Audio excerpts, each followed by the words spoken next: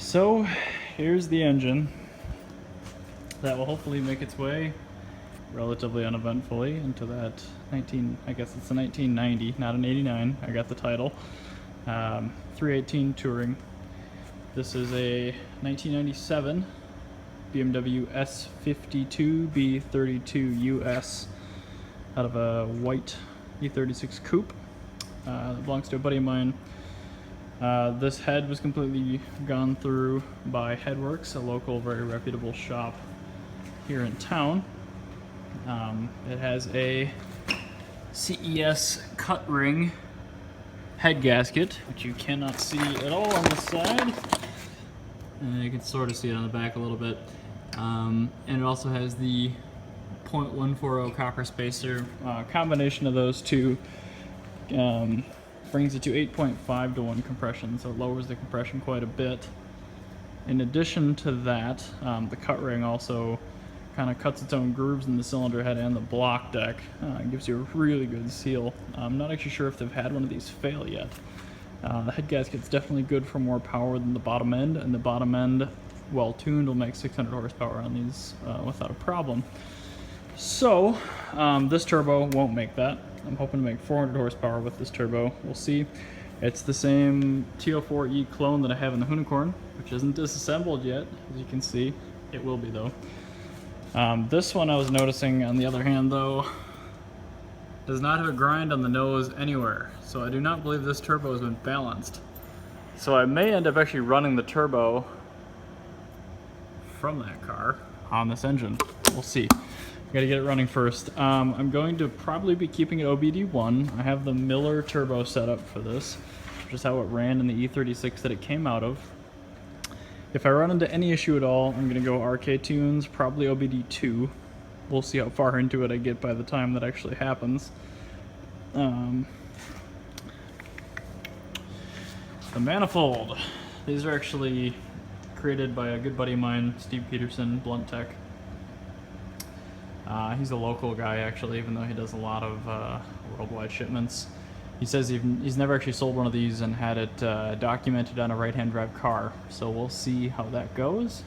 I don't foresee there being a problem. I may have to do something with the external wastegate dump. I'm gonna have to plug it anyway with just kind of a cap, since I'm running an internally gated turbo.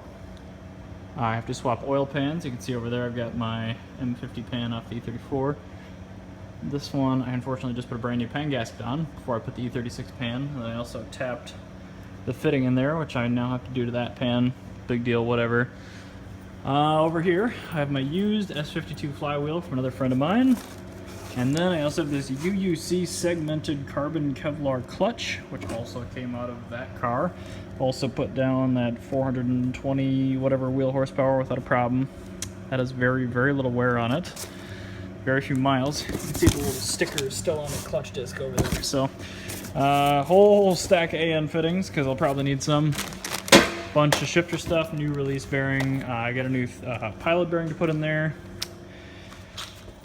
That's the intercooler. I'm going to try to sneak behind the front grille. If that doesn't work, I'm probably going to end up buying something similar to that, maybe a little narrower, and shoving it behind.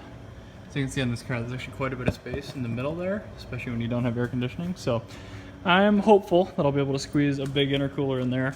This is 3-inch charge piping. I don't know. I got a whole bunch of it. Not sure if it'll fit. I also have this sweet, I don't know if this is a Type RS or a Type S HKS, but it's definitely a replica. I'm told they sound cool though. Here's my 60-pound Siemens Deca injectors. Had those sitting for a long time. Lots of other good odds and ends in there. Lots of V-bands. I'm going to be using that on the exhaust. It's my preferred method. Hell, even on this shit box, I've got V-bands all over it. So it makes taking stuff in and out a lot easier. I've got a box full of AEM and odometer gauges down there. And there's my new pan gasket, engine. The Touring's not here. I drove the Fiat tonight, but we're already stocked up the new pop machine. Got that thing to vend for free. Finally found one on Craigslist for reasonable money, so bought that. But figured I'd at least keep you guys from salivating too much. The turbo build is happening. I think I have to take this car apart first.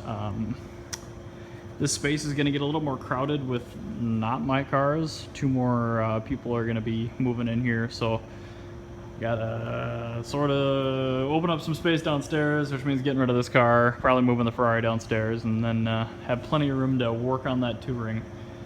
Probably, I don't know if I'll get it done before winter. I probably will at this point, but yeah, there's just a little update. We'll see how it goes. My only prior turbo experience is this car and then that 6 Series turbo. I showed you guys just a little bit of that one time. But yeah, there it is. Lots and lots of fun stuff. Definitely stay tuned. I'm sure there'll be a lot of issues, but a lot of hoons too. So still a lot of parts I have to bring over. Got to bring over all the intake. I have to bring over, I think my 279 LSD is probably what I'll put in there, just to try to gear it up as much as possible. So stay tuned. Thanks for watching.